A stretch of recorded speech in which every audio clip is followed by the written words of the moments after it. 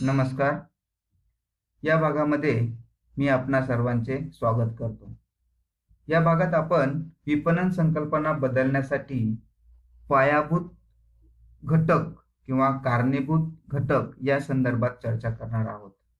सर्वसाधारणपणे तुम्ही 1990 नंतरचा कालावधी जर पाहिला तर त्याच्यामध्ये विपणन संकल्पना ही झपाट्याने बदलत गेली आणि पूर्वीची व्यवहारावर आधारित असणारी संकल्पना, विपणन संकल्पना ही आज कस्टमर सेंट्रिक किंवा ग्राहक केंद्रित किंवा एक ग्राहक संबंध सेंट्रिक अशी झालेली आपल्याला पाहायला भेटते.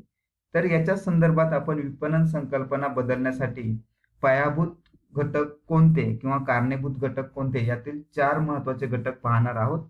त्यातील पहिला आणि अतिशय महत्त्वाचा घटक म्हणजे बदलते आर्थिक पर्यावरण, चेंजिंग इन इकॉनॉमिक एन्व्हायरमेंट. सर्वसाधारणपणे आपण व्यावसायिक पर्यावरणाचा विचार केला तर व्यावसायिक पर्यावरणाच्या घटकामधील आर्थिक पर्यावरण हा एक अतिशय महत्त्वाचा घटक असतो आणि आर्थिक पर्यावरणाचा आणि विपणनाचा अतिशय जवळचा संबंध आपल्याला पाहायला भेटतो. कारण कोणताही व्यवसाय हा आर्थिक पर्यावरणाशी नेहमीच संलग्न असतो, कारण पैशाशिवाय कोणतेही व्यवहार होत नाहीत. त्याच्यामुळे अशा प्रकारचा एक महत्त्वाचा घटक म्हणून आपण विपणन संकल्पनेसाठी बदलासाठी पायाभूत घटक म्हणून लक्षात घेतलं पाहिजे. या आर्थिक पर्यावरणामध्ये सर्वसाधारणपणे कोणते महत्त्वाचे घटक लक्षात घेतले पाहिजे तर याच्या संदर्भातील चर्चा करायचं झालं तर आपण प्रत्येक देशामध्ये त्या देशाची एक अर्थव्यवस्था असते, त्या देशाचं एक आर्थिक पर्यावरण असतं.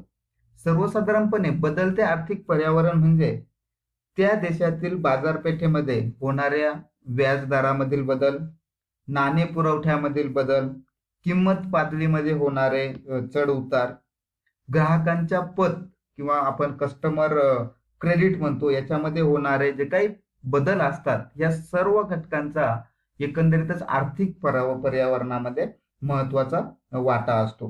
तसेच ज्या काही स्थावर मालमत्तेचा बाजार असेल किंवा गृह उपयोगी वस्तूंचा बाजार असेल, याच्यामध्ये नेहमीच अशा प्रकार म्हणजे व्याजदरामध्ये बदल झाला तर या सुद्धा घटकांवरती मोठ्या प्रमाणावरती परिणाम झालेला आपल्याला दिसून येतो. तसेच प्रत्येक देशाची अर्थव्यवस्था ही कधी ना कधी मंदीच्या चक्रातून जात असते, कधी कधी तेजीच्या चक्रातून जात असते. जी काही आर्थिक चक्र असतं त्याच्यामध्ये प्रत्येक देशामध्ये मंदी आणि तेजी ही नेहमीच येत असताना आपल्याला दिसून येते. त्याच्यामुळे अशा विशिष्ट काळामध्ये त्या वस्तूंचं नियोजन करणं, वस्तूंच्या किमती ठरवणं किंवा विक्रय वृद्धीची वेगवेगळ्या प्रकारची धोरणं ठरवणं याचा सुद्धा विपणनावरती मोठ्या प्रमाणावरती परिणाम होत असताना आपल्याला दिसून येतं. याच्यामुळेच एक संपूर्ण घटक लक्षात घेताना आपल्याला आर्थिक पर्यावरणामध्ये अजूनही काही महत्वाचे पॉइंट लक्षात घ्यावे लागतील. ते म्हणजे एकूणच राष्ट्राचं जे काही ढोबळ उत्पादन असतं, राष्ट्रीय उत्पन्न असेल, दरडोई उत्पन्न असेल, व्यक्तिगत उत्पन्न असेल, व्यक्तिगत उत्पन्नाचे विविध पर्याय असतील, पैशाची किंमत असेल, चलनवाढ असेल, चलन घट असेल, वेगवेगळ्या प्रकारच्या वितरण व्यवस्था, या सगळ्या घटकांमुळे विपणन संकल्पना आज बदलताना दिसून येते. कारण कोणत्याही देशाची अर्थव्यवस्था ही स्थिर अर्थव्यवस्था असू शकत नाही. त्याच्यामध्ये चढ उतार हे नेहमीच होत असतात आणि त्याच्यामुळेच विपणन संकल्पना ही आजच्या घडीला मॉडर्न बिझनेस एन्व्हायरमेंटमध्ये किंवा आधुनिक व्यावसायिक युगामध्ये आपल्याला विपणन संकल्पना मोठ्या प्रमाणावरती बदलत असताना दिसून येते. त्याच्यामुळे हाही एक महत्वाचा, अतिशय महत्वाचा घटक आपण विपणन संकल्पनेसाठी किंवा विपणन संकल्पना बदलासाठी कारणीभूत असणारा घटक म्हणून लक्षात घेतला पाहिजे. दुसरा जो काही महत्वाचा घटक आहे तो म्हणजे की तंत्रज्ञान युग. तंत्रज्ञानात होणाऱ्या बदलामुळे विपणन संकल्पनेमध्ये अतिशय मोठ्या प्रमाणावरती बदल झाले. सर्वसाधारणपणे पाहायचं झालं तर बिझनेस एन्व्हायरमेंटमध्ये किंवा व्यावसायिक पर्यावरणामध्ये सर्वात फास्ट किंवा सर्वात जलद गतीने बदलणारा कोणता घटक असेल तर तो म्हणजे की टेक्नॉलॉजी किंवा तंत्रज्ञान. या तंत्रज्ञान युगामुळे किंवा तंत्रज्ञानातील विकासामुळे किंवा वाढीमुळे विपणन संकल्पना अतिशय मोठ्या प्रमाणावरती बदलताना दिसून येते. आज तुम्ही ई कॉमर्स सारखे प्लॅटफॉर्म वापरून किंवा इलेक्ट्रॉनिक कॉमर्स सारखे प्लॅटफॉर्म वापरून कोणत्याही देशातील वस्तू तुम्ही खरेदी करू शकता, कुठूनही खरेदी करू शकता. सर्व काही तुम्हाला आज तंत्रज्ञानामुळे हे काही शक्य झालेलं आहे. कम्युनिकेशन, तुम्ही जे काही संदेशवहन म्हणतो आपण, त्याच्यामध्येही मोठ्या प्रमाणावरती बदल आपल्याला झालेले दिसून येतात. की जर आपल्याला एखादी ऑर्डर द्यायची असेल, एखाद्या वस्तूची मागणी करायची असेल, तर तुम्ही तंत्रज्ञानाचा वापर करून घरबसल्या करू शकता. त्याचं पेमेंट किंवा त्याचे पैसे जे आहेत ते तुम्ही घरबसल्या पेड करू शकता किंवा देऊ शकता. तसेच ती वस्तू मागवू सुद्धा शकता. तर असे जे काही तंत्रज्ञानात मोठमोठ्या प्रमाणावरती बदल होताना आपल्याला दिसून येतात, त्याच्यामुळे एकंदरीतच विपणन संकल्पना ही मोठ्या प्रमाणावरती बदलून गेलेली आहे. तंत्रज्ञान युगामुळे तुम्हाला एखादी वस्तू खरेदी करण्यापूर्वी तुम्हाला त्या वस्तूची योग्य प्रकारे माहिती ही तुम्ही गुगलवरती सर्च करून घेऊ शकता किंवा इतर प्रकारचे जे काही प्लॅटफॉर्म आहेत त्यांच्यावरून तुम्ही त्या वस्तूची योग्य माहिती घेऊ शकता. त्या वस्तूला पर्यायी वस्तू बाजारपेठेत कोणत्या उपलब्ध आहेत त्यांचीही तुम्ही माहिती घेऊ शकता. त्या वस्तूच्या किमतीचं तुम्ही परस्पररित्या कंपॅरिझन करू शकता, तुलना करू शकता की कोणती वस्तू कोणत्या किमतीला आहे आणि तिला असणारी पर्यायी वस्तू कोणत्या किमतीला आहे.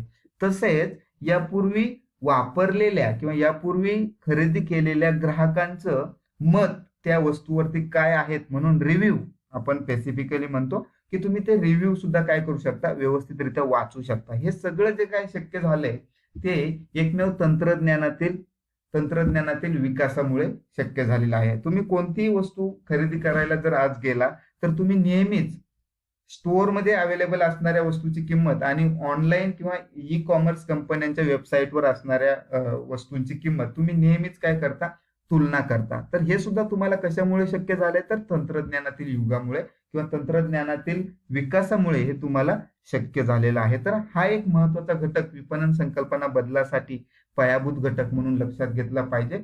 कारण तुम्ही आज जर पाहिलं तर प्रत्येक व्यक्ती किंवा प्रत्येक स्टोअरमध्ये सुद्धा आज बऱ्याचदा ऑनलाईन असणारी किंमत किंवा ई कॉमर्स कंपनीने ऑफर केलेली किंमत जवळपास तुम्हाला तीच किंमत तुम्हाला स्टोअरमध्ये पाहायला भेटते आणि याचाच फायदा हा ग्राहकांना मोठ्या प्रमाणावरती झालेला आपल्याला दिसून येतो. थोडक्यात की तंत्रज्ञानातील युगामुळे ट्रान्सपरन्सी किंवा आपण त्याला म्हणतो की त्याच्यामध्ये कोणत्याही प्रकारचं ग्राहकाची फसवणूक होणार नाही याच्यासाठी मोठ्या प्रमाणावरती प्रयत्न हे तंत्रज्ञान युगातील विकासामुळे शक्य झालेले आहे. त्याच्यामुळे दुसरा जो काही महत्वाचा घटक आपण लक्षात घेतला पाहिजे विपणन संकल्पना बदलासाठी कारणीभूत असणारा किंवा पायाभूत घटक, तर त्याच्यामध्ये तंत्रज्ञान युग किंवा तंत्रज्ञान युगाचा विकास याचा खूप मोठ्या प्रमाणावरती प्रभाव विपणन संकल्पनेवरती पडताना दिसून येतो. तिसरा जो काही महत्वाचा घटक आहे तो म्हणजे वेगाने होणारे जागतिकीकरण. मी सर्वसाधारणपणे तुम्हाला जागतिकीकरणाची माहिती थोडक्यात सांगतो की जर तुम्ही गव्हर्नमेंट ऑफ इंडिया किंवा भारत सरकारचा विचार केला तर भारत सरकारने 1991 साली नवीन industrial policy, new industrial policy पण आत्मसात केली किंवा स्वीकार केला. तसेच LPG पॉलिसी आपण त्याला म्हणतो, लिबरलायझेशन, प्रायव्हेटलायझेशन अँड ग्लोबलायझेशन, उदारीकरण, खाजगीकरण आणि जागतिकीकरण या घटकांचा थोडक्यात स्वीकार केला आणि त्याच्यामुळेच भारतामध्ये इतर देशातील कंपन्यांनी सुद्धा व्यवसाय करायला सुरुवात केली. जागतिकीकरणामुळे आपण नेहमी म्हणतो की जागतिकीकरणामुळे जग हे एक खेडं बनले. थोडक्यात की जगातील प्रत्येक देशामध्ये कोणताही देश शक्यतो काय करू शकतो, इन्व्हेस्टमेंट करू शकतो किंवा आपणही आपल्याही देशात वेगवेगळ्या कंपन्या येऊन व्यवसाय करायला सुरुवात केली. तर याच्यामुळे सुद्धा विपणन संकल्पना बदलासाठी एक महत्वाचा घटक म्हणून जागतिकीकरणाकडे पाहायला जातो. जागतिकीकरणामुळे खूप साऱ्या विदेशी कंपन्या भारतामध्ये आल्या आणि त्याच्यामुळे स्पर्धेमध्ये खूप मोठ्या प्रमाणावरती वाढ झाली.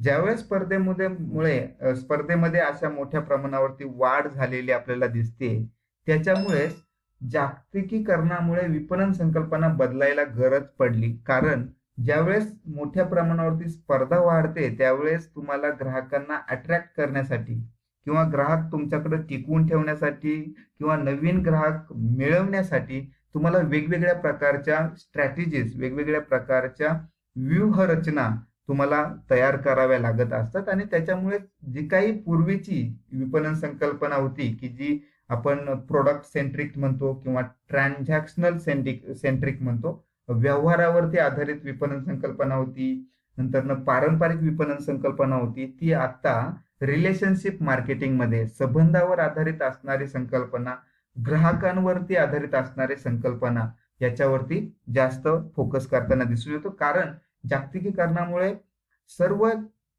जे काही पर्याय आहेत ते सर्व पर्याय सर्व ग्राहकांना मोकळे असतात. वेगवेगळ्या प्रकारच्या वस्तू आहेत, वेगवेगळ्या प्रकारच्या किमती आहेत. त्याच्यामुळे ग्राहक ज्या ठिकाणी त्याला फायदा होईल त्या ठिकाणी जात असतो आणि याच्यामुळेच एक विपणन संकल्पनांमध्ये बदल होण्यासाठी जागतिकीकरण हा एक महत्वाचा घटक कारणीभूत ठरलेला आपल्याला दिसून येतो. नेक्स्ट वन किंवा शेवटचा जो काही महत्वाचा घटक आहे की जो विपणन संकल्पना बदलासाठी एक महत्वाचा घटक मानला जातो तो म्हणजे शाश्वत विपणन. सस्टेनेबल मार्केटिंग असं त्याला इंग्लिशमध्ये म्हटलं जातं.